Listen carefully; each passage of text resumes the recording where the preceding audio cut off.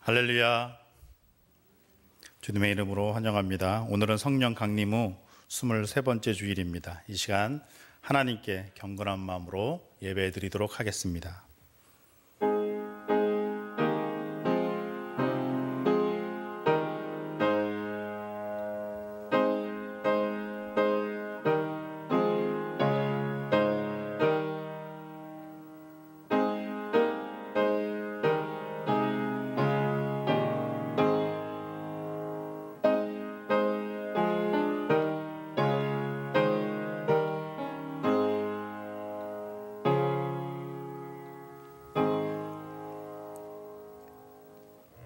수고하고 무거운 짐진 자들아 다 내게로 오라. 내가 너희를 쉬게 하리라. 나는 마음이 온유하고 겸손하니 나의 멍에를 메고 내게 배우라. 그리하면 너희 마음이 쉼을 얻으리니 이는 내 멍에는 쉽고 내 짐은 가벼움이라 하시니라. 아멘. 예수님의 보혈로 모든 죄를 씻어주시고 부족한 저희들을 자녀 삼아주신 하나님, 그 사랑에 감사드립니다. 오직 주님만이 우리의 힘이시오 능력이시오 구원의 뿌리 되신 것을 고백하며 이 아침 하나님 앞에 예배를 드립니다. 예배하는 이 시간 성령의 감화를 받아 이전보다 더욱 깊이 하나님만을 사랑하기 원합니다. 일심으로 주님의 발자취를 따르며 예수 그리스도의 온전한 성품을 닮아가길 원합니다. 주님, 마음과 뜻과 정성을 다하여 드리는 우리의 예배를 받으시고 충만한 은혜를 내려 주옵소서. 예수님의 이름으로 기원하옵나이다. 아멘. 우리 다 같이 일어나셔서 경배와 찬송 38장 예수 우리 왕이여 찬양하도록 하겠습니다.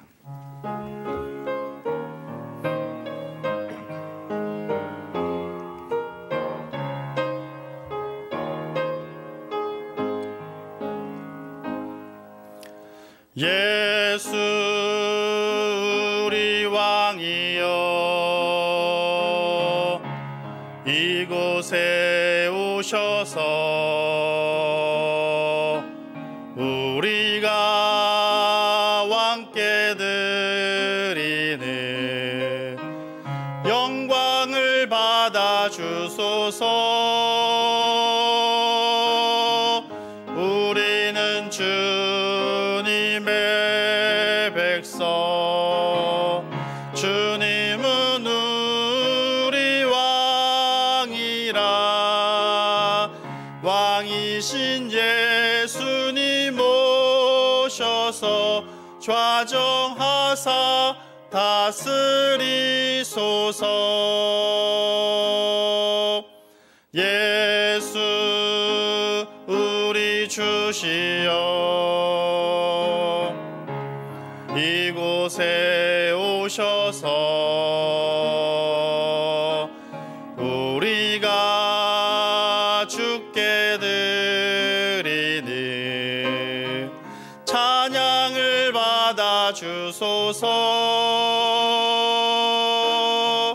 우리는 주님의 종들, 주님은 우리 주시라. 주 대신 예수님 오셔서 이 찬양을 받아 주소서. 아멘. 서신 채로 머리 숙여 감사와 참회의 기도를 드리겠습니다. 자비로우시며 은혜가 많으신 하나님, 우리의 인생 가운데 늘 개입하시며 하나님의 섭리 가운데 우리를 이끌어 주심을 감사합니다. 오늘도 그 은혜로 말미암아 주님의 날, 거룩한 날에 예배의 자리로 인도하심을 감사드립니다. 주님께서 우리에게 베풀어 주신 은혜는 너무나 크고 많음을 감사하며 살아가는 그런 인생들 되게 하여 주옵소서. 그러나 저희들은 그 은혜에 감사할 줄 몰랐습니다. 믿고 맡겨주신 직분을 제대로 감당하지 못하였고 오히려 게으르고 나태한 삶을 이어왔습니다. 저희들에게는 악한 죄를 반복하는 어리석음이 있어서 기도하면서 마음속으로는 다시는 범죄하지 않겠노라 결심하며 회개하지만 세상으로 나가면 죄의 유혹 앞에 또다시 허무하게 무너집니다. 우리의 입에서는 거짓말이 떠나지 않고 우리의 행위에서는 화를 내며 방탕하는 일이 끊이지 않고 있습니다. 세상을 향해 주님의 이름으로 영광스럽게 그 영광을 선포되어야 하는데 오히려 주님의 이름이 천대받는 일들을 일삼으며 살아왔습니다. 주님, 우리의 그 연약함과 나약함, 이 죄악됨을 불쌍히 여기시고 이 시간 고백하는 모든 죄를 용납하여 주시옵소서. 나의 힘과 능력으로는 이 죄의 권세를 이길 수 없사오니 십자가의 보혈로 깨끗하게 정결하게 씻어주시며 성령의 능력으로 이기게 하여 주옵소서. 지금은 하나님과 나만이 아는 은밀한 죄를 생각하며 우리 구주 예수 그리스도의 이름으로 묵묵히 참회의 기도를 계속하여 드립니다.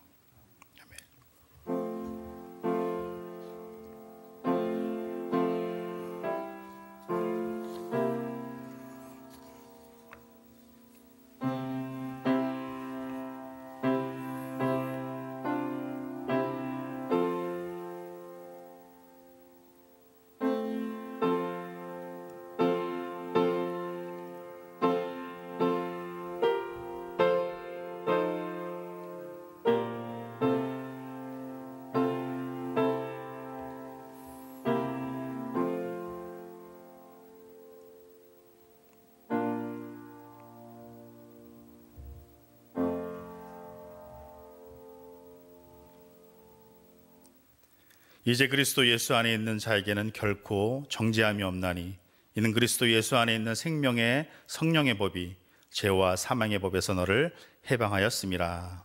아멘. 우리 자리에 앉으셔서 교독문 22번 시편 37편을 교독하도록 하겠습니다. 교독문 22번입니다. 악을 행하는 자들 때문에 불평하지 말며 불의를 행하는 자들을 시기하지 말지어다.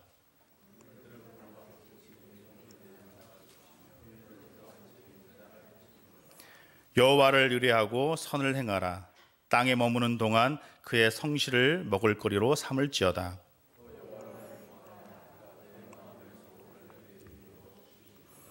내 길을 여호와께 맡기라. 그를 의지하면 그가 이루시고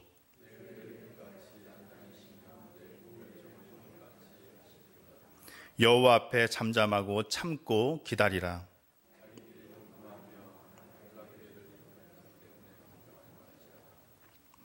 분을 그치고 노를 버리며 불평하지 말라. 오히려 악을 만들 뿐이라. 아멘. 다 같이 사도신경으로 우리의 신앙을 고백합니다. 나는 전능하신 아버지 하나님 천지의 창조주를 믿습니다. 나는 그의 유일하신 아들 우리 주 예수 그리스도를 믿습니다. 그는 성령으로 잉태되어 동정녀 마리아에게서 나시고 본디오 빌라도에게 고난을 받아 십자가에 못 박혀 죽으시고 장사된 지 사흘 만에 죽은 자 가운데서 다시 살아나셨으며 하늘에 오르시어 전능하신 아버지 하나님 우편에 앉아 계시다가 거기로부터 살아있는 자와 죽은 자를 심판하러 오십니다. 나는 성령을 믿으며 거룩한 공교회와 성도의 교제와 죄를 용서받는 것과 몸의 부활과 영생을 믿습니다. 아멘. 우리 영광의 찬송 86장 내가 늘 의지하는 예수 찬양하도록 하겠습니다.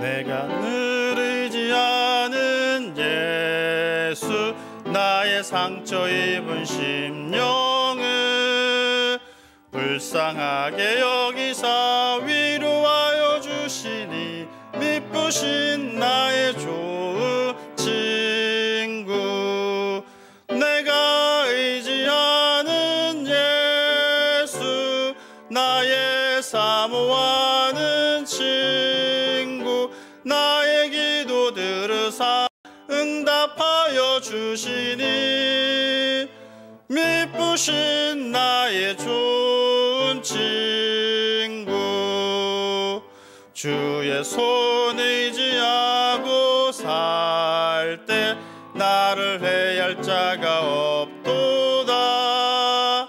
주님 나의 마음을 크게 위로하시니 미쁘신 나의 좋은 친구, 내가 의지하는 예수, 나의 사모하는 친구, 나의 기도 들으사 응답하여 주시니 미쁘신 나의 좋은 친구. 내가 요단강 건너가며 마음이 두려워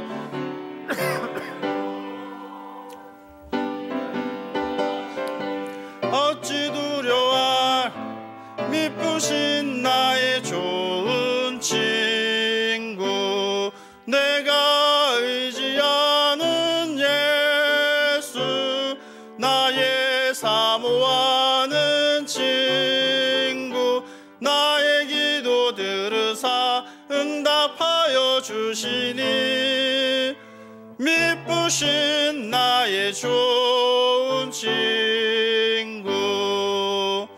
이웃 천국 올라가서 모든 성도들과 다 함께 우리들을 구하시 미쁘신 나의 좋은 친구, 내가 의지하는 예수, 나의 사모하는 친구, 나의 기도 들으사 응답하여 주시니 미쁘신 나의 좋은 친구.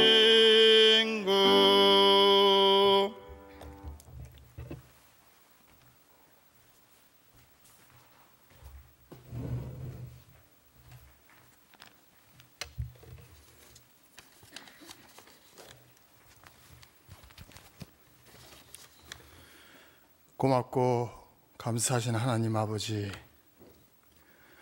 지금 이 시간 우리가 주님의 성전에 있어 예배케 하여 주신 은혜를 감사를 드립니다.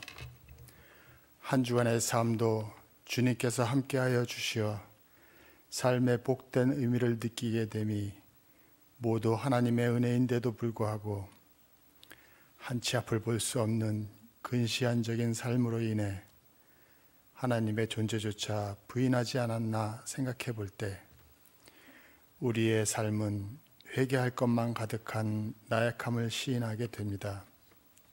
하나님 아버지, 다스리지 못하는 우리의 마음을 용서하여 주시며 하나님 말씀에 의지하여 살아가는 굳센 그리스도인이 되게 하여 주시옵소서. 하나님 아버지, 우리나라를 기억하여 주시고 보호하여 주시옵소서. 전 세계의 코로나19의 팬데믹 상황에서도 그중 잘 대처하고 있는 나라에 속하게 하여 주시고 관련된 사업에 국가의 위상이 높게 하여 주시는 은혜도 감사를 드립니다. 더욱더 이 시대에 필요한 팬데믹 상황에 잘 대처할 수 있는 귀한 본이 되는 나라가 되게 하여 주시옵시며 이에 치료제와 백신이 온전히 개발되어 전 세계의 평화와 안정이 우리나라를 통하여 이루어지게 하여 주시옵소서. 하나님 아버지, 코로나19의 사태로 인하여서 교회에서는 비대면과 현장 예배를 번갈아 예배를 드립니다. 하나님 아버지, 이러한 불균형적인 예배를 드릴 수밖에 없는 현실에서 하나님 앞 우리와 함께하여 주시어서 온전히 하나님께 예배 드릴 수 있는 예배 환경을 이루게 하여 주시옵소서. 전 세계 코로나19의 팬데믹 상황을 조기에 종식되게 하여 주시며 그로 인해 침체되었던 세계의 경제도 활성화되게 하여 주시어서 활기찬 지구촌의 모습을 회복시켜 주시옵소서. 하나님 아버지, 우리 우일교회를 기억하여 주시옵소서. 비대면 예배로 인하여서 교회에서 세운 목회계획과 각 부서의 사업 계획이 무산되었습니다. 지혜로운 판단으로 우일교회가 바로 설 수 있도록 주님 함께하여 주시어서 미래로 향한 우일교회의 비전을 이루게 하여 주시옵소서. 이에 불철주야 애쓰시는 이선재 담임 목사님 기억하시며 영육간에 강건케 하여 주시옵소서.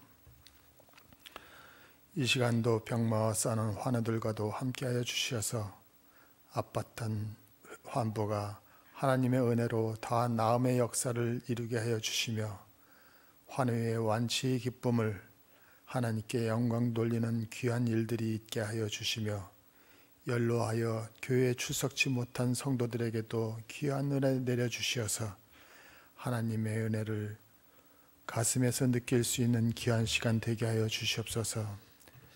예배를 위하여 돕는 손길에도 주님 함께하여 주셔서 모든 함께하는 예배가 되게 하여 주시옵소서. 이 모든 말씀 주님 가르쳐준 기도와 함께 드립니다. 하늘에 계신 우리 아버지, 아버지의 이름을 거룩하게 하시며 아버지의 나라가 오게 하시며 아버지의 뜻이 하늘에서와 같이 땅에서도 이루어지게 하소서. 오늘 우리에게 일용할 양식을 주시고 우리가 우리에게 잘못한 사람을 용서하여 준 것 같이 우리 죄를 용서하여 주시고 우리를 시험에 빠지지 않게 하시고 악에서 구하소서. 나라와 권능과 영광이 영원히 아버지의 것입니다. 아멘.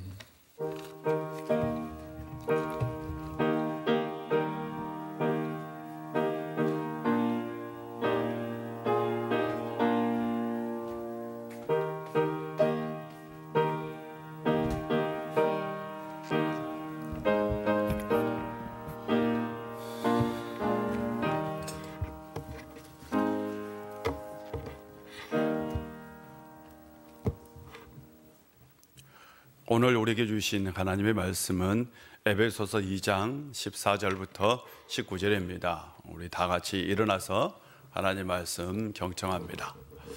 먼저 올해 우리에게 주신 하나님의 말씀을 우리 다 같이 합독하도록 하겠습니다.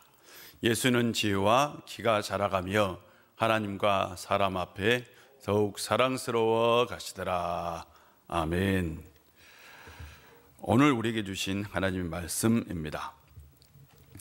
그는 우리의 화평이신지라 둘로 하나를 만드사 원수된 것 곧 중간에 막힌 담을 자기 육체로 오시고 법조문으로 된 계명의 율법을 폐하셨으니 이는 이 둘로 자기 안에서 한 세 사람을 지어 화평하게 하시고 또 십자가로 이 둘을 한 몸으로 하나님과 화목하게 하려 하심이라. 원수된 것을 십자가로 소멸하시고 또 오셔서 먼 데 있는 너희에게 평안을 전하시고 가까운 데 있는 자들에게 평안을 전하셨으니 이는 그로 말미암아 우리 둘이 한 성령 안에서 아버지께 나아감을 얻게 하려 하심이라. 그러므로 이제부터 너희는 외인도 아니요 나그네도 아니요 오직 성도들과 동일한 시민이요 하나님의 권속이라. 아멘. 오늘도 하나님의 은혜가 여러분 가운데 함께 하시기를 주의 이름으로 축복합니다. TV 프로그램 중에 나는 자연인이다 라는 프로그램이 있습니다. 벌써 10년 가까운이 된 장수 프로그램입니다. 그런데 이 방송에 출연하는 이승윤 씨가 처음에 이 방송을 시작할 때에는 이 방송 얼마나 오래 가겠어? 금방 끝날 거야 라고 생각하고 출연을 했대요. 사람들이 이런 방송을 누가 보겠냐고 그러면서 출연을 했는데 벌써 400차가 넘고요 10년이 다 돼가는 장수 프로그램입니다. 자연에 대한 동경의 마음 그리고 평화롭게 살아가는 자연인들, 그것이 시청자들의 어떤 마음을 사로잡은 거죠. 거기서 나오는 자연인들은 천사처럼 평화롭게 아무런 스트레스도 없이 살아갑니다. 그런데 저는 이 방송을 보면서 한번 이렇게 자연인들을 유심히 살펴보았어요. 그런데 좀 특별한 면이 있더라고요. 자연인들이 생각보다 말이 많더라는 거예요. 평소에는 말을 하지 않다가 말할 상대가 오니까 굉장히 말이 많더라라는 것을 발견한 거죠. 그것은 뭐냐? 이 사람들이 굉장히 외롭게 살았다라는 거죠. 자연인들의 평안의 이면에는 외로움이 있었다라는 겁니다. 자연인들은 평안을 얻기 위해서 바로 외로움을 선택한 거죠. 그래서 그들의 평화는 바로 단절이 만든 평화입니다. 자연인들이 홀로 살 때에는 천사처럼 평화롭게 살 수 있지만 그들도 관계를 맺고 살면 언제든지 악마의 모습을 가질 수 있다는 거죠. 그들도 우리와 다르지는 않습니다. 자연인들은 평안을 얻기 위해서 다툼이나 분열의 여지를 아예 없애버린 거죠. 그러나 우리는 관계 속에서 살아갑니다. 우리가 관계를 맺고 산다는 건 분열이나 다툼의 여지를 가지고 산다는 것입니다. 우리는 마음을 가진 존재입니다. 마음을 가졌다라는 건 감정을 가지고 있다라는 거죠. 우리가 감정을 가졌다라는 것은 어떤 상황에서든 갈등과 분열과 다툼을 할 수 있다는 것입니다. 우리는 분명 마음을 가지고 있기 때문에 감정이 있고 감정을 가지고 있기 때문에 우리는 그런 상황 가운데서 살아갑니다. 관계는 마음과 마음의 만남이지만 동시에 감정과 감정의 만남이기도 합니다. 사람이 가까울수록 감정과 감정의 만남이 됩니다. 우리는 먼 사람에게는 이성적 존재이지만 가까운 사람에게는 감정적인 존재입니다. 부부싸움은 절대로 이성적인 존재로 싸울 수가 없어요. 부부라는 건 이미 이 마음과 마음의 만남, 감정과 감정의 만남이기 때문에 이성적인 싸움을 한다? 그 부부는 이상한 부부예요. 이상한 부부라고. 부부가 이성적인 싸움을 하면. 부부싸움, 가까운 사람과의 싸움은 감정적일 수밖에 없습니다. 사람은 먼 사람과는 이성적 존재로 살지만 가까운 사람과는 감정적 존재로 산다고요. 우리는 이 세상에서 살아갈 때에 마음과 감정을 가지고 분열과 다툼의 삶을 살아가고 있습니다. 이런 우리가 어떻게 살아야 할까요? 라는 거죠. 오늘 우리는 에베소서 말씀을 나누고자 합니다. 에베소서는 신약의 스위스라는 별명을 가지고 있습니다. 스위스라는 나라는 세계에서 가장 중립국가죠. 그 나라는 바로 평화를 상징하는 나라이기도 합니다. 그래서 세계 국제기구들이 대부분이 다 스위스에 있습니다. 그런데 이 에베소서가 바로 이 신약의 스위스, 다른 말로 표현하면 평화, 화평을 강조하는 서신이라는 말이죠. 어떻게 보면 갈등과 분열이 많은 이 시대에 꼭 필요한 하나님의 말씀이기도 합니다. 14절부터 16절을 보면 그는 우리의 화평이신지라 둘로 하나를 만드사 원수된 것 곧 중간에 막힌 담을 자기의 육체로 허시고 법조문으로 된 율법을 폐하셨으니 이는 둘로 자기 안에서 한 세 사람을 지어 화평하게 하시고 또 십자가로 이 둘을 한 몸으로 하나님과 화목하게 하려 함이라 라고 말씀하십니다. 신방을 하다 보면 교인들이 세 가지 소망이 있더라고요. 건강, 평안, 복. 세 가지입니다. 기도 제목은 딱 뭉뚱지. 건강, 평안, 복입니다. 평안하게 사는 건 우리의 꿈이고 소망입니다. 우리는 다투고 싸우고 살기보다는 평안하게 사는 걸 원합니다. 그런데 막상 우리는 감정을 가진 존재로서 다투고 싸우고 상처 입고 아파하고 괴로워하며 살아갑니다. 상처 입은 마음으로 괴로움의 밤을 보내기도 합니다. 그런 우리에게 바울은 이렇게 얘기합니다. 그는 우리의 화평이시다. 화평은 개인 간이나 공동체 간에 충돌이나 다툼이 없는 평화로운 상태를 말합니다. 바울은 예수 그리스도, 그분이 우리의 화평이다. 즉 예수 그리스도 안에 우리의 화평이 있다라는 얘기죠. 그는 우리의 화평입니다. 예수님께서는 이 세상에 오셨는데 예수님께서 화평을 이루기 위해서 이 세상에 오셨어요. 그리고 나서 그분은 화평을 이루기 위해서 세 가지를 하셨습니다. 첫 번째로는 둘로 하나를 만드셨습니다. 여기서 둘은 무엇일까요? 11절을 보면 이런 말씀이 있어요. 너희는 그때 육체로는 이방인이요 할례를 받는 무리로부터 할례를 받지 않는 무리라 칭함을 받는 자들이라 라는 말씀이 있어요. 할례를 받는 무리는 유대인들, 할례를 받지 않는 무리는 이방인입니다. 그러니까 둘은 이방인과 유대인을 얘기합니다.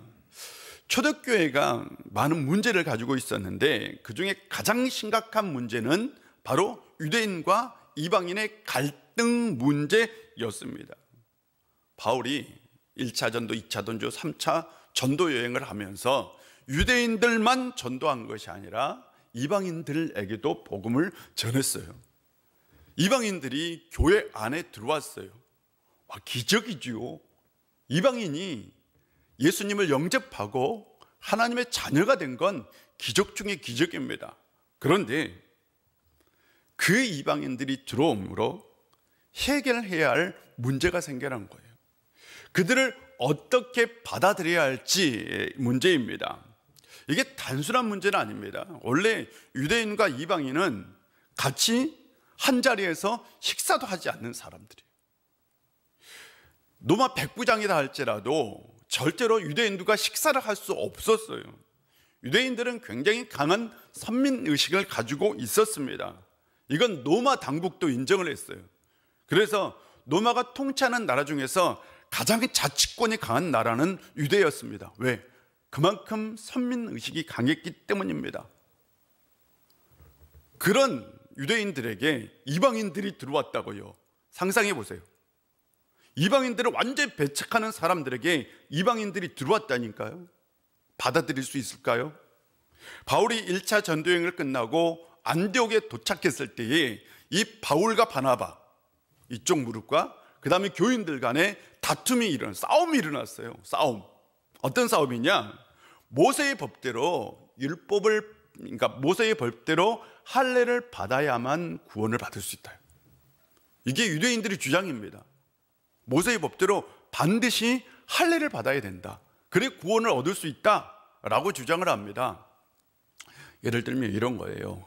어떤 세 가족이 처음 믿는 사람이 교회에 막 왔어요. 예수 믿고 싶어서. 그런데 교인들이 이렇게 얘기합니다. 당신 담배도 끊고 술도 끊고 주기도문도 외우고 사도신경도 외우고 십계명도 외우면 그때 교인으로 받아주겠다. 아니 당장 그걸 할 수 있어요? 지금 유대인들은 율법을 준수하고 할례를 받아라. 그래야 우리가 교인으로 받아들일 수 있다라는 주장을 한 거죠. 그래서 다툼이 일어났어요. 그런데 안디옥 교회가 이 문제를 해결하지 못합니다. 그래서 그들이 사람을 예루살렘으로 보내자. 그래서 예루살렘 교회가 좀 해결해 줬으면 좋겠다라고 얘기를 한 거죠. 예루살렘 교회가 이제 총회를 소집했어요. 회의를 소집했어요. 그 회의 자리에서 베드로가 이런 얘기를 합니다. 지금 너희가 어찌하여 하나님을 시험하여 우리 조상과 우리도 능히 매지 못한 멍에를 제자들의 목에 두려 하느냐? 그러나 우리는 그들이 우리와 동일하게 주 예수의 은혜로 구원을 받은 줄 믿노라. 저 사람들도 우리와 동일하게 주 예수 그리스도의 은혜로 구원을 받는 것이다 라고 주장을 했어요. 그러자 주의 동생 야고보가 이런 얘기를 합니다. 내 의견에는 이방인 중에 하나님께로 돌아오는 자들을 괴롭게 하지 말고 다만 우상의 더러운 것과 음행과 목매어 죽인 것과 피를 멀리하시 옳다라고 서신을 보내자라고 얘기합니다. 그래서 예루살렘 총회가 그렇게 결정을 했어요. 이방인들은 할례를 받을 필요가 없다. 단 우상의 더러운 것과 음행과 목매어 죽인 것과 피를 멀리하면 충분히 우리가 그들을 받아들일 수 있다라고 얘기를 한 거예요. 그 이후에 교회는 유대인과 이방인이 한 자리에 모여서 예배를 드릴 수 있게 되었어요. 한 자리에 모여서 하나님 앞에 찬송을 부를 수 있게 되었어요. 굉장히 역사적 사건입니다. 예수 그리스도를 통해서 완전히 동떨어져 있던 유대인과 이방인이 완전히 하나가 된 기적의 역사가 일어난 거죠. 예수님 아니면 불가능한 일입니다. 예수님을 통해서 도저히 하나가 될 수 없는 관계에 있었던 사람들이 하나가 된 것입니다. 그런 의미로 예수님은 화평이십니다. 예수님은 둘로 하나를 만드셨습니다.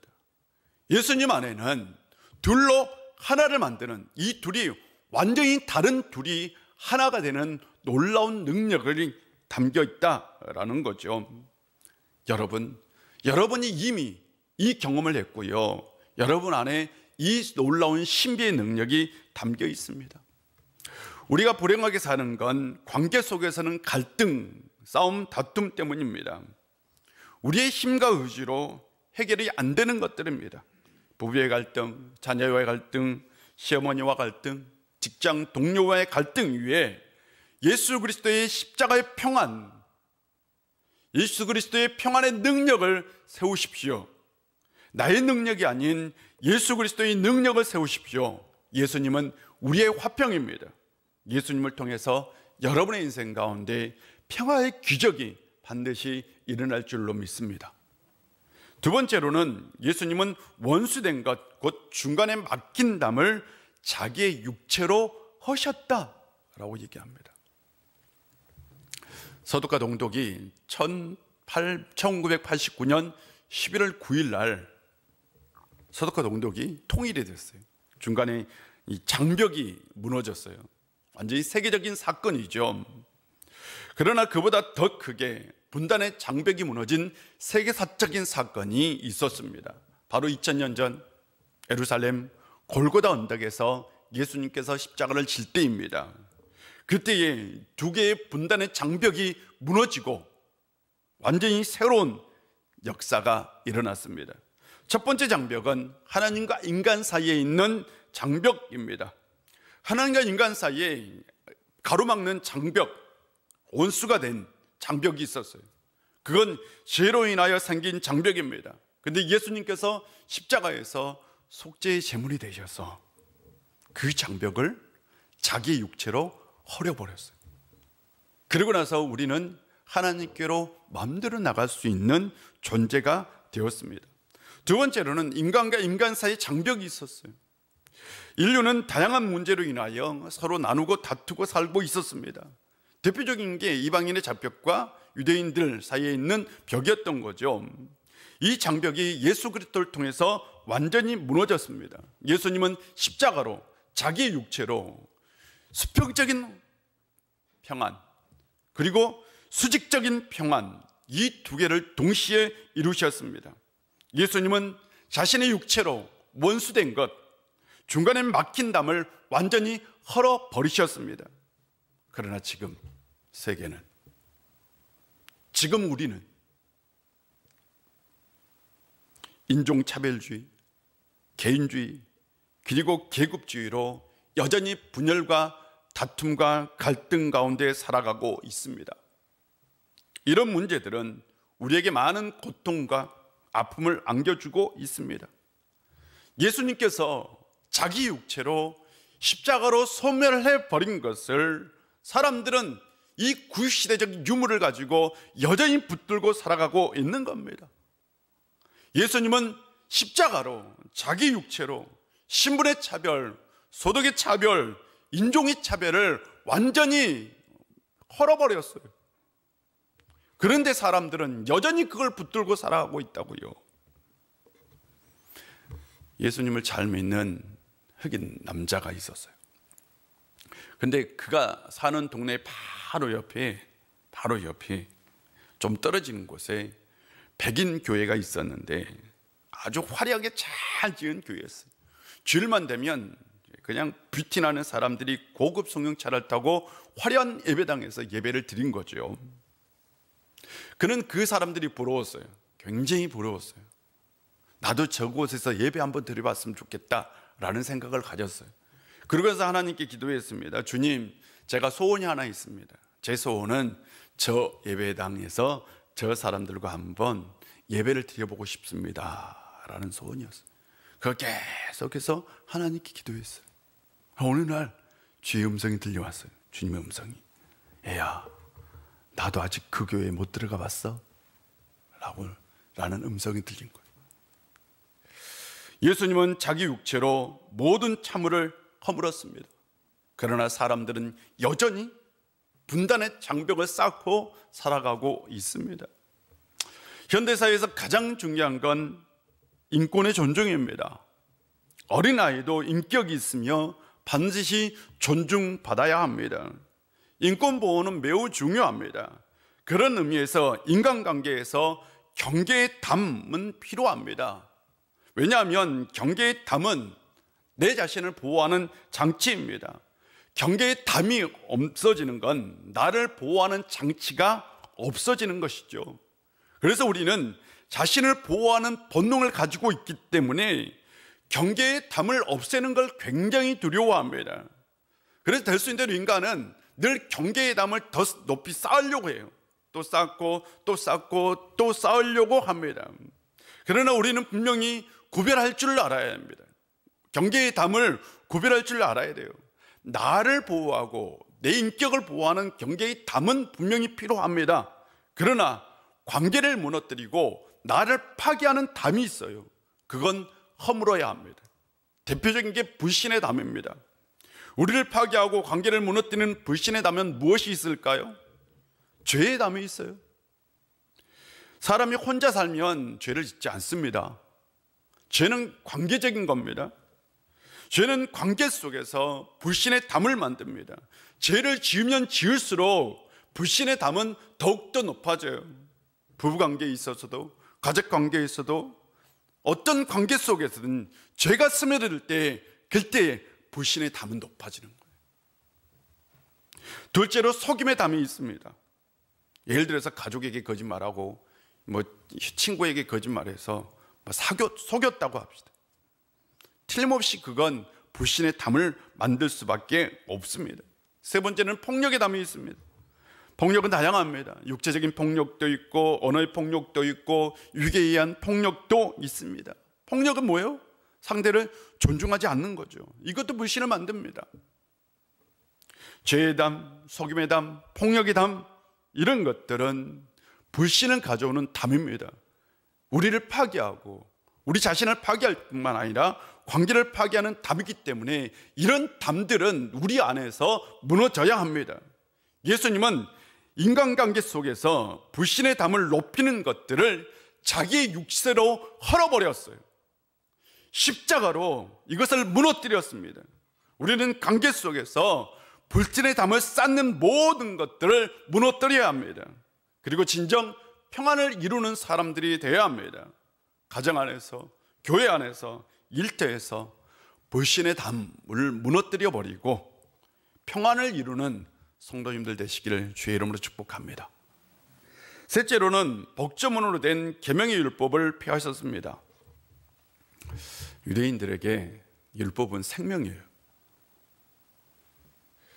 그들은 글을 읽을 때부터 율법을 익혔어요. 아니, 정확하게 표현하면 율법으로 글을 배웠습니다. 율법으로. 아예 글을 배울 때 율법으로 글을 배웠다고요. 그리고 어렸을 때부터 매년 주기적으로 율법 학교를 개설해서 아이들에게 율법을 가르칩니다. 그리고 15세가 되면 율법 교육이 끝납니다. 유대인들에게 있어서. 당시 세계에서 가장 낮은 문맹률을 가진 나라가 유대예요. 유대인들은 문명이 없었어요. 왜? 어렸을 때부터 회당에서 율법으로 글을 익혔기 때문입니다. 회당은 예배 처소이지만 동시에 율법을 배우는 학교였습니다. 유대인들은 10명만 모이면 회당을 지었어요. 회당을. 왜? 율법을 배우기 위해서요. 우리는 예수님의 제자들을 무식한 사람, 글도 모르는 사람, 율법도 모르는 사람이라고 얘기합니다. 그건 잘못된 오해입니다. 예수님의 제자들은 글을 잘 알고 있었고 율법도 잘 배운 사람들이었습니다. 유대인들에게 율법은 삶이고 율법이 생명이었어요. 그런데 그런 율법을 예수님께서 폐기하셨어요. 여러분, 그런 율법을 폐기하셨다고. 만약 우리가 그렇게 했다면 아마 막 큰일 난리가 났을 겁니다. 율법의 역할은 예수님께서 오신 후와 오시기 전과 오신 후가 달라집니다. 예수님이 오시기 전에 율법은 불완전하지만 하나님께로 나아가는 길을 알려주었어요. 그러나 예수님께서 이 세상에 오셨어요. 예수님은 바로 자신이 길이다, 하나님께로 가는, 아버지께로 가는 길이다 라고 말씀하셨습니다. 완전한 길을 보여주셨어요. 이제 율법이 더 이상 기능을 상실하게 된 겁니다. 그래서 예수님께서 율법을 폐기하시고 구원을 얻을 수 있는 보편적인 길, 보편적인 구원의 길을 세상 가운데 열어놓으신 거죠. 그런데 우리는 여전히 율법을 붙들고 사는 사람들이 있습니다. 우리에게 신앙이 율법이 될 수도 있어요. 신앙의 율법화는 개인의 신앙적 경험이 절대적 진리, 절대적 규범이다 라고 주장하는 겁니다. 개인의 신앙적 경험은 어디까지나 개인의 신앙적 경험일 뿐입니다. 그게 절대적인 규범도 절대적인 진리도 될 수 없습니다. 그런데 그것이 마치 절대적인 진리인 양, 절대적인 규범인 양 주장합니다. 그렇기 때문에 다투고 싸우고 논쟁을 일으키는 거죠. 교회 역사 속에서 아디아포라라는 논쟁이 있었어요. 아디아포라. 사람이 구원을 받는 게 우리 인간의 어떤 공로냐 아니면 하나님의 전적인 은혜냐 논쟁할 수 있죠. 또 예수님은 인성과 신성을 가지고 있느냐 논쟁할 수 있습니다. 또 하나님과 예수 그리스도와 성령은 어떤 관계냐 심각한 논쟁을 벌일 수 있어요. 이걸 본질적인 논쟁이라고 얘기합니다. 그런데 그렇게 중요하지 않는 논쟁들이 있어요. 있지 않습니까? 세례를 받을 때에 침례를 할 건지 그냥 물을 껴얹을 건지, 물을 뿌렸을 때에 한 번 뿌릴 것인지 아니면 3번 뿌릴 것인지 별 중요한 논쟁이 아니에요. 이래도 되고 저래도 되는 상관없는 중립적인 문제, 이것을 아디아포라라고 얘기했어요. 성경에 나오지도 않고 성경에 금하지도 않는 비본질적인 문제를 바로 아디아포라라고 얘기합니다. 그런데 실상은 교회 역사 속에서 이것을 가지고 치열하게 싸웠어요. 그리고 다투고 분열되기도 했습니다. 비본질적인 문제가 본질적인 문제를 넘어서 버린 거예요. 사람은 참 신기합니다. 자기 주장을 관철하기 위해서 자기 목숨까지 내놓고 물불을 가리지 않는 속성을 가지고 있습니다. 그 안에는 신앙의 율법화가 있는 거죠. 우리의 화평을 가로막는 건 무엇일까요? 하나님의 말씀일까요? 신앙의 율법화일까요? 신앙의 율법화입니다. 우리 안에 신앙의 율법화가 되면, 그런 게 있다면 우리는 그것을 폐기할 줄 알아야 합니다. 예수님은 법조문으로 된 생명이라고 여겨지는 그 율법을 폐기하시고 화평을 이루셨습니다. 예수님께서 화평을 이루기 위해서 십자가에서 자기의 몸을 내놓으셨어요. 혹시 삶 가운데 화평을 위해서 폐기할 것이 있다면 그걸 과감하게 폐기할 수 있는 성도님들 되시기를 바랍니다. 화평보다 더 가치 있고 귀중한 건 없습니다. 항상 살아가면서 화평을 이루는 성도님들 되시기를 주의 이름으로 축복합니다. 5장 10절을 보면 우리는 그 몸의 지체라 라고 얘기합니다. 우리는 그리스도의 일부인 동시에 서로의 일부다라는 의미입니다. 다시 말씀드릴게요.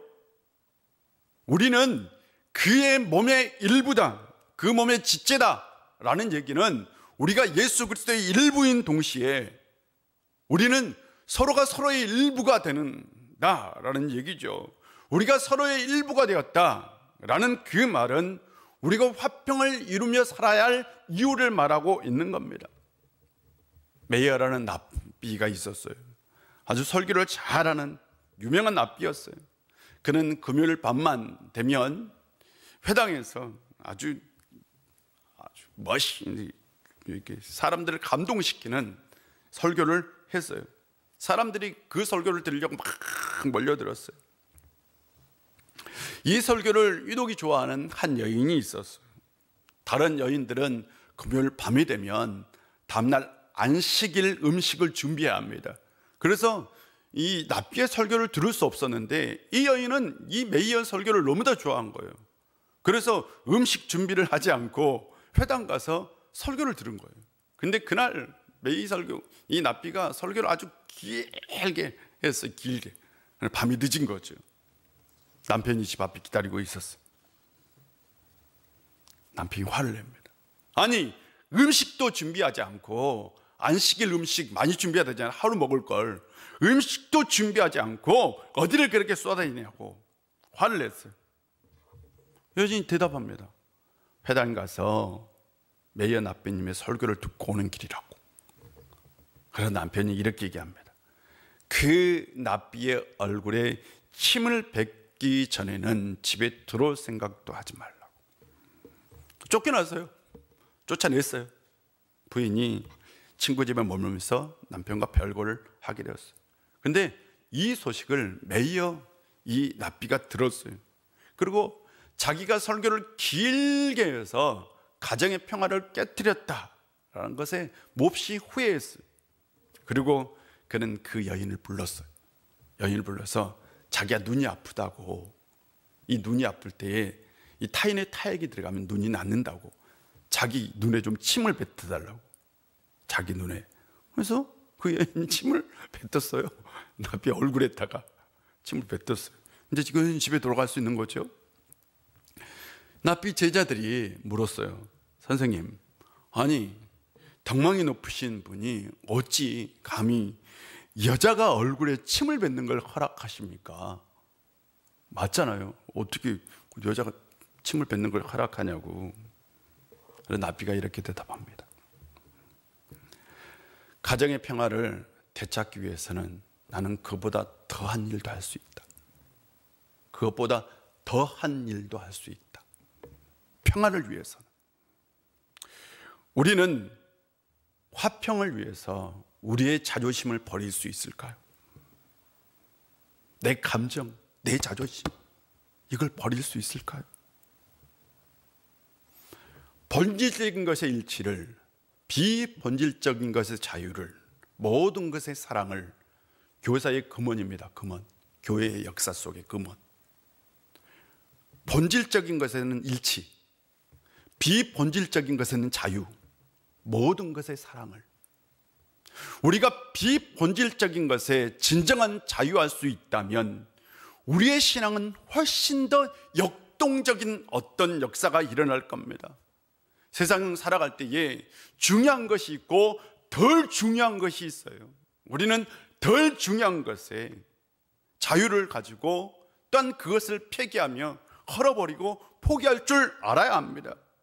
분명히 기억해야 합니다. 예수님 화평이십니다.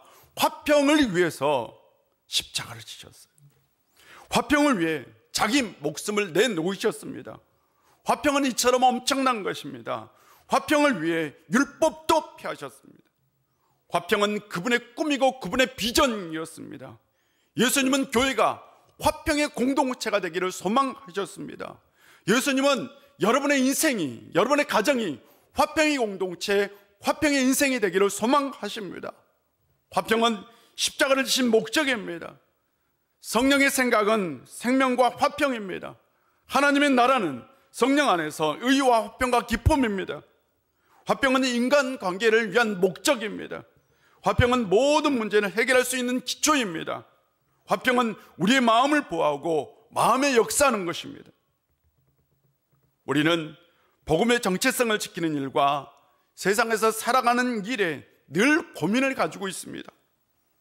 때로 우리는 어떻게 사는 것이 옳은 길인지 구별하기 힘들 때가 있습니다.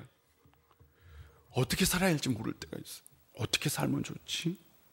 그러나 분명한 것은 예수님은 화평이시며 그 화평을 위해서 십자가를 지셨습니다. 그리고 그 화평을 위해서 폐기할 것은 다 폐기하셨습니다. 우리에게 그리고 화평의 직책을 맡겨주셨습니다.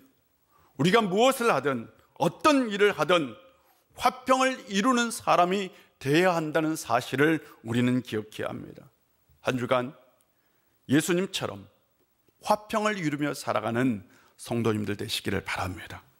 그때 화평의 주님께서 여러분의 삶 가운데 함께 해주시고 틀림없이 여러분에게 화평을 주실 줄로 믿습니다. 기도하겠습니다. 아버지 하나님, 주님께서 우리의 화평이 되신 줄 믿습니다. 주님께서는 둘로 하나를 만드셨고 중간에 막힌 담을 육체로 허셨고 율법을 피하셨습니다.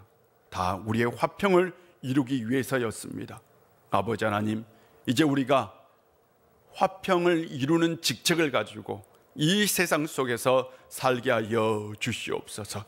한 주간 살아갈 때에 우리에게 일어난 삶의 모든 것 속에서 가장 중요한 것이 화평인 것을 깨닫고 평안을 이루며 살아갈 수 있는 저희들 되게 하여 주옵소서. 예수님의 이름으로 기도합니다. 아멘. 우리 다 같이 일어나서 찬송합니다.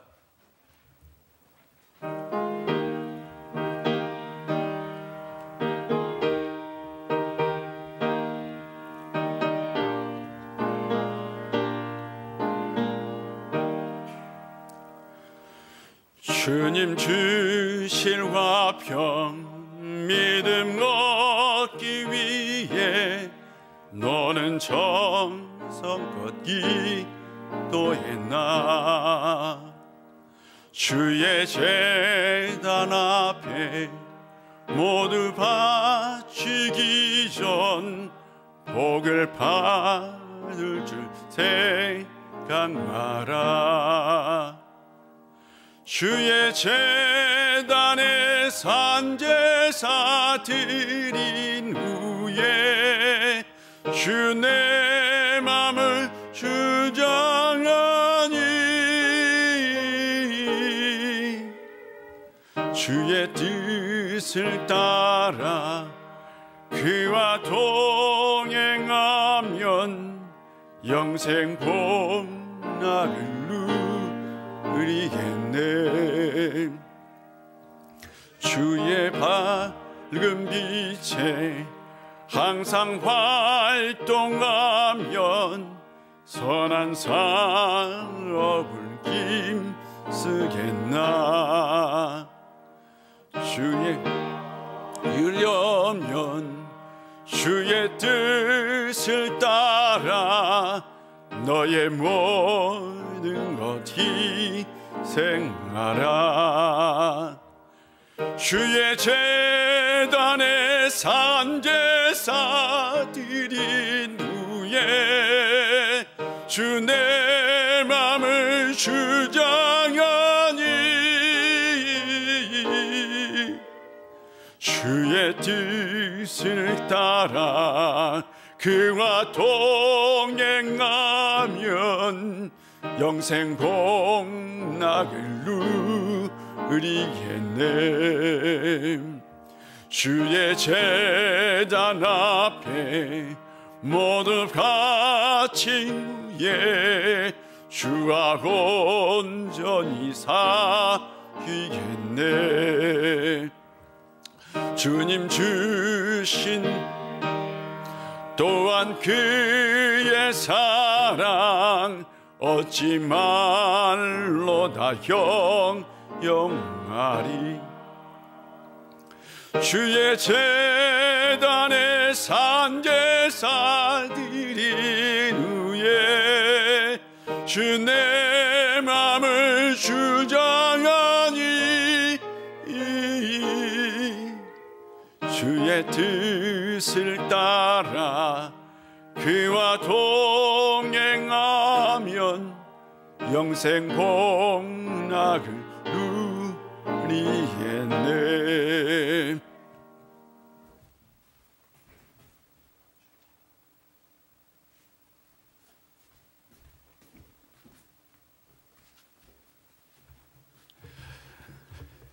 사랑하는 주님, 오늘도 우리 가운데 함께 주시고 은혜 주셔서 이렇게 주님 전에 나와 영과 진리로 예배드릴 수 있도록 인도해 주셔서 감사드립니다.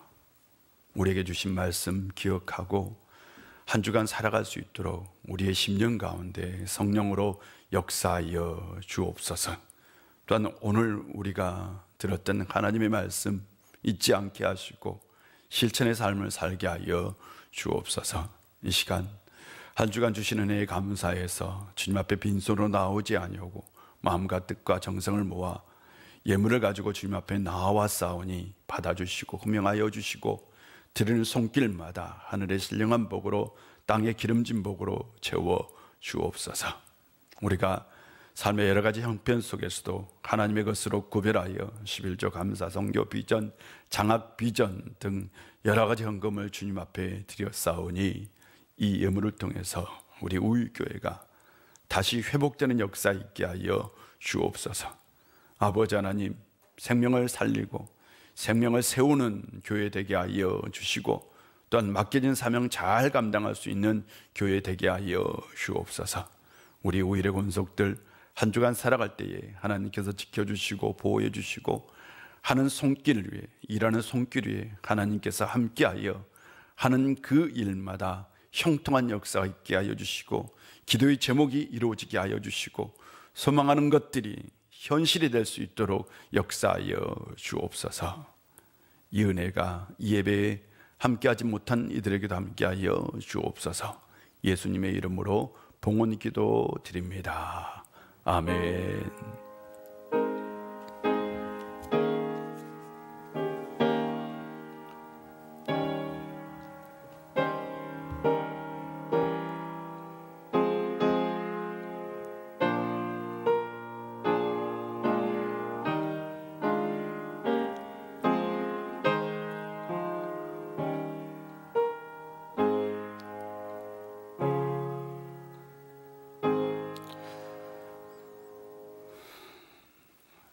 교회 소식을 전해드리겠습니다.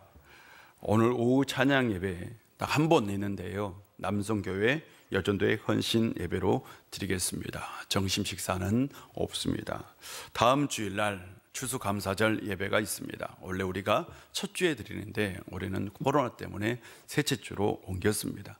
원래 셋째 주가 추수감사주일입니다. 추수감사주일은 우리가 한 해에 하나님께 주신 은혜, 옛날에는 추수를 해서 추수감사를 했는데 현대교회에서는 한 해 하나님께서 우리에게 주신 은혜를 기억하고 그 감사를 드리는 예배입니다. 그래서 여러분이 한 해 동안 올해는 정말 힘들고 어려웠잖아요. 그래도 하나님께서 주신 그 은혜에 감사해서 또한 풍족하게 예물도 드렸으면 좋겠습니다. 내일부터 토요일까지 특별 새벽 기도회가 있습니다. 여러분에게 이렇게 들어주시죠? 간지 있죠? 예, 있어요. 교회를 위한 기도 제목이 있고 주제는 믿음 바로 세우기입니다. 믿음 바로 세우기. 그래서 거기에 10가지 기도 제목이 있고 또 개인 기도 제목이 있어요. 그래서 개인 기도 제목은 적어 갖고 오시고, 그래서 일주일 동안 6일이죠. 6일 동안 우리 다 같이 교회를 위해서, 자신을 위해서 기도하는 시간을 가졌으면 좋겠습니다. 넘어지간 거는 주부를 참고해 주시고 우리 다 같이 일어나셔서 우리는 오직 예수 오직 믿음으로 살아야 합니다. 나는 오직 예수 오직 믿음으로 살겠습니다. 우리는 오직 예수 오직 믿음으로 살아야 합니다. 아멘.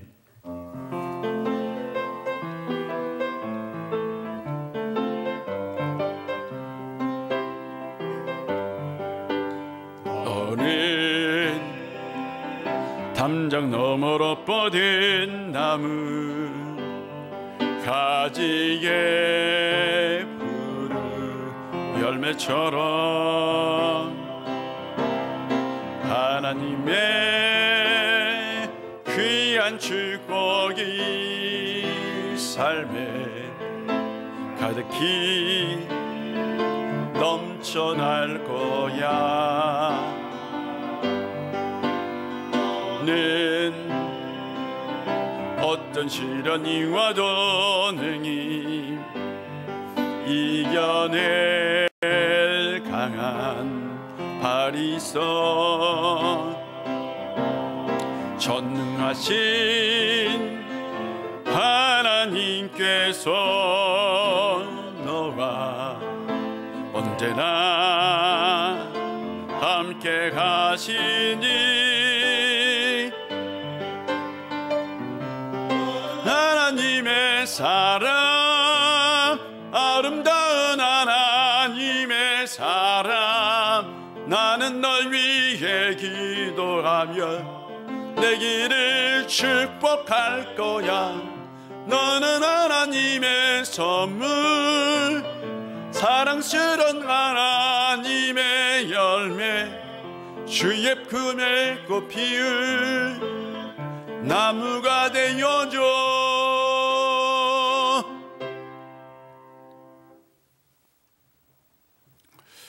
십자가에서 피를 흘리심으로 우리의 화평을 이루신 우리 구주 예수 그리스도의 놀라우신 은혜와 우리 아버지 하나님의 크신 사랑과 성령님의 교통하시고 함께하심의 역사가 주님께서 주신 화평의 직책을 가지고 이 세상 속에서 어떤 일을 하든 무엇을 하든 화평을 이루는 삶을 살기를 원하는 우리 우일의 모든 성도님들과 그들의 삶의 터전과 이 나라와 이 민족 위에 이제부터 영원히 함께 하시기를 간절히 축원하옵나이다.